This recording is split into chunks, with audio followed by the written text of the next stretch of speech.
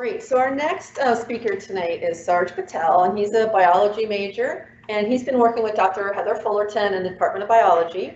And his presentation is entitled Microbial Community Development and Diversification in Hydrothermally Active Regions Along the East Pacific Rise. Sarge? Thank you. So the East Pacific Rise is a mid-oceanic ridge that is considered to be fast spreading. Here we have a map of it and different sites along it. Those sites are considered to be highly active geothermally. They can have vents or they can have just fissures. These are very well studied over the past 3 or 4 decades. The East Pacific Rise is particularly of significance geothermally because it's very active, and also microbially. Our research looks at those vents along the East Pacific Rise and attempts to understand the early colonizers that lived there. So we want to answer questions like, who are the primary colonizers? We want to know how microbial communities develop over time, and we want to see how diversity changes over time on these new substrates. So obviously you can't talk about hydrothermal vents without talking about what kinds there are. There are 3 main kinds. There are diffuse vents, which are around 30 degrees Celsius, and they're much cooler due to subsurface mixing of cold seawater with vent emissions.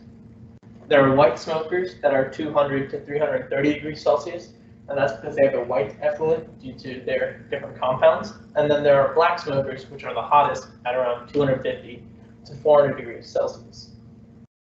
These vents provide a dynamic energy source to the bottom of the sea where no sunlight can penetrate, and they provide a thermal gradient as the hot vent emission mixes with cool seawater that life can thrive on. The heat also strips the ocean water of any oxygen and other compounds and forces it to mix with chemicals coming off the plume. These chemicals are used by microbial mats to produce energy to grow and thrive, and these microbial mats are then the food source for anything from tube worms to fish to the other biotic species living there.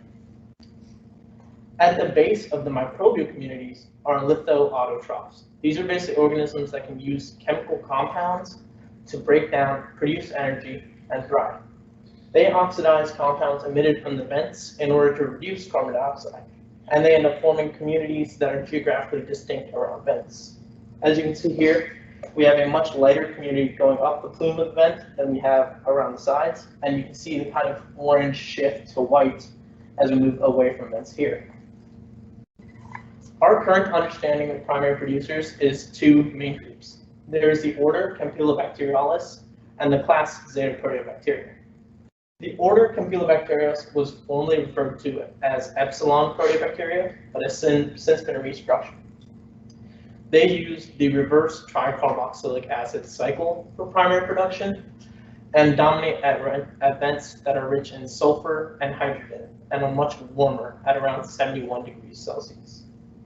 2 main genera of interest in the Epsilon Proteobacteria, or the Campylobacterialis. They're the Sulfurmonas, which are able to cycle sulfur, and the Nitroruptor, which are able to fix nitrogen, 2 key elements for any community. Over here we have Zeta-Proteobacteria, which are relatively new. They were discovered off the coast of Hawaii on the Luihi Seamount not too long ago, and they use the Calvin-Benson cycle for primary production.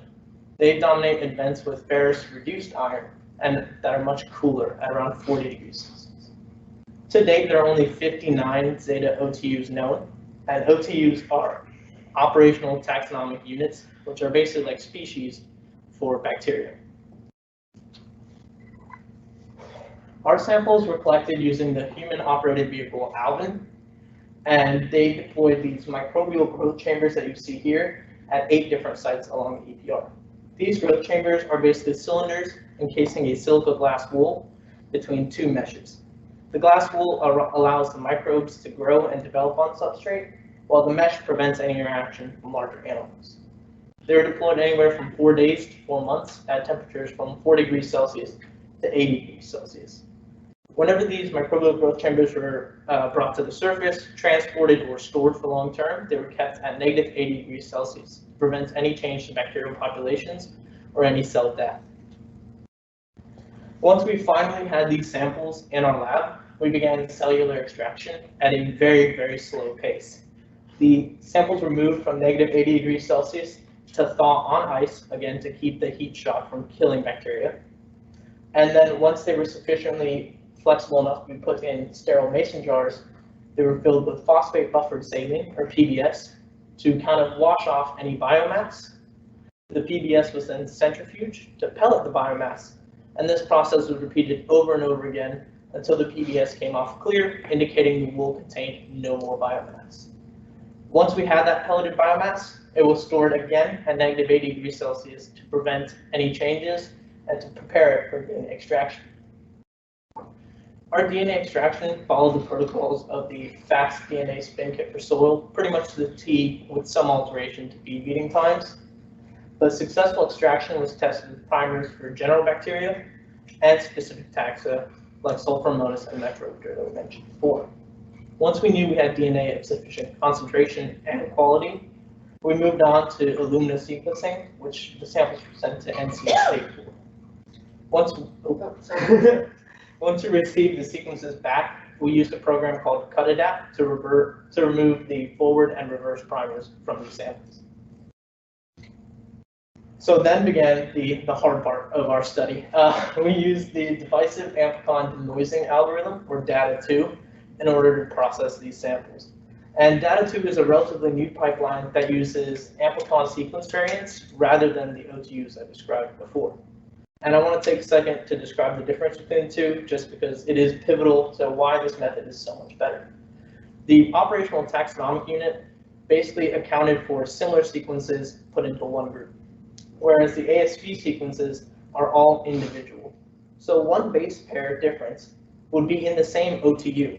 However, that would generate a whole new ASV. This fine scale approach allows us to see diversity in a much finer scale and to understand communities much, much better. So if we look at this table here of our samples, you'll be able to get an idea of what our workflow basically was. We had, for bacteria chop 1, about 937,000 sequences come back from NC State. Of those, we filtered out any that were not of sufficient quality or length, and that brought us down to 824,000. After that, we merged forward and reverse reads to make sure we have perfect sequences, which dropped us down to 760. And then any chimeras, any duplicates, or any non-functioning groups were still removed, leaving us to have about 60% remaining.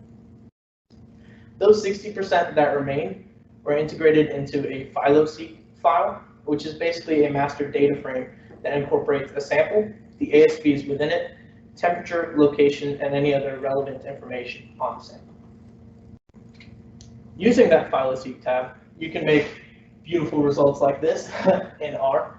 And this is a dendrogram that is color-coded based off the region. I have the map up there to remind you of where they are. And there are two main things that you can see off this dendrogram right off the bat. You can see that pVent and TICA have lots of overlapping similarities, which you wouldn't really expect, as pVent is seen much further down south than TICA is. Secondly, you can see that samples from marker 28 tend to stand alone in separation from this main branch. However, we see sample 44 here emerge with this. When you look at the duration and the temperature, sample 44 was younger than the rest of the samples of marker 28. It was actually only out for about 5 days. This could be indicative that earlier primary production is similar across vent sites, regardless of geographic distribution. As you can see, marker 28 is way far south, and everything else does not align with pVent and TICA. Secondly, this is the more fun results. These are alpha diversity measures. They're basic calculations that tell you how diverse a sample is. The Chow-1 estimate takes into account a species abundance, or in this case, ASV abundance. And the Simpson accounts for both abundance and diversity. So one sample that we want to disregard in both of these is M-vent here. Unfortunately, this one fell into the vent itself, got burnt, but we still got some sequences out of it. The Chow-1 results show us that while diversity is very present, or abundance in this case is very present in early samples, that floor for abundance seems to rise up. However, it also comes down from the 4,000 you see at day 0 to somewhere between 3,500 and 3,000 in the later days. This is where the Simpson index can kind of give us a better idea of what's going on. So Simpson ranges from 1 to 0. 0 meaning that all the samples within a data set are basically the same and identical. 1 meaning that they are completely unique from one another and that none of them overlap. So as you can see here, the floor moves similarly, but those samples, the 3 samples that we see past 200, are actually near the top. This means that while we did receive fewer abundance of ASVs in these latter 3 samples, all of them were still much richer than what we'd seen in the previous data set. Our future work is going to involve delving deeper into this data set. We've only really grasped the surface of it. We've yet to integrate fully the understanding of temperature, of location, and how that works. We want to use fine-scale community analysis for biogeography to really relate the sites with the communities that are forming there. And we also want to use metagenomics to understand the functions of the community, to understand how these metabolic cycles are developing in early substrate, to see if they're different at sites, and to get a clear picture of what's going on down there. I'd like to thank the College of Charleston and Charleston Fellow Program for allowing me to pursue research opportunities such as this. The NSF and the Woods Hole Oceanographic Institution were kind enough to send Dr. Fullerton out on the cruise so we can get these cool samples. Dr. Moyer and Dr. Silvian were kind enough to retrieve some samples later in the year. And I'd like to thank Dr. Heather Fullerton for keeping me a researcher for 3 years and making me the scientist I am today.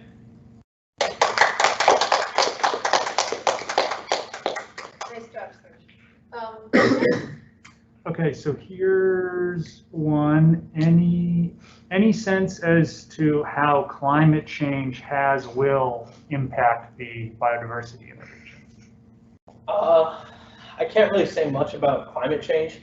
These environments are, again, super deep in an area that is relatively, I would like to say, untouched, just because these mats depend solely on the vent and the vent emissions in order to survive. I can't really speak for how climate change could impact these. We don't really have longitudinal studies to speak on that. Another one, you mentioned that these chambers were deployed for different time periods. How would these time variations impact the diversity seen as? Did you control for this? So we assumed that we would leave a certain amount of microbial growth chambers at each site for different durations. So the intent behind this was to pull some growth chambers up at an earlier stage, anywhere from 4 to 10 days, and some at a later stage, anywhere from 3 to 4 months. We expected diversity to be a little bit lower in the early stages, just because primary producers have yet to take fully hold, and we expected diversity to be higher in later stages as primary production was ready and other microbes were growing upon that production. Yeah, I've got a question. That ASV technology was interesting. Like, I hadn't heard about that. So, is that something that's being being used in a lot of other applications as well? Like, what else can you tell us about how that ASV technology may transform kind of studies, like evolutionary studies and genetic studies going forward? Yeah, so ASVs are pretty game-changing for the field as we know it. Before, the issue with OTUs is that you couldn't really compare OTUs across data sets without some sort of contamination. OTUs are determined by comparing samples within one overall sample, so therefore you can't really compare it to anything outside of that data set. ASVs are unique that every sequence is its own ASV. Therefore, you can compare samples from this study to samples that may be done 5, 10 years from now, and the ASVs will still be independent and not biased based on the sample set. Cool. Is there like I guess a public repository for the ASVs that is, is something been created already? Is it something that's in the works? What's kind of the status of that? Yeah, there was frameworks for OTUs before. That's where we have 59 different OTUs that were comparative. And there's also a framework for ASVs. We created our own in this case because they are unique, so when we want to merge them with any framework, it would simply be input as a new ASV there, but the sequence would be the same. So one final question. I know that you're just early in the analysis. Do we have any idea of what species you're pulling up? I know you had some ideas in the beginning of your presentation. Now that you've got that diversity, have you had time to confirm what's there, what's not there, new species, anything along those lines that you know of yet? So we did PCR testing on these samples to make sure that we were getting quality DNA, and during which we also tested with Sulfurmonas and Nitroruptor primers. And those primers did come up positive in some instances, so we know that Sulfurmonas and Nitroruptor are there. Last year I designed some Zeta primers, so we will be testing those in the future to see if we can isolate the strains of Zeta in there as well, but those will be going on in the future. Cool, awesome.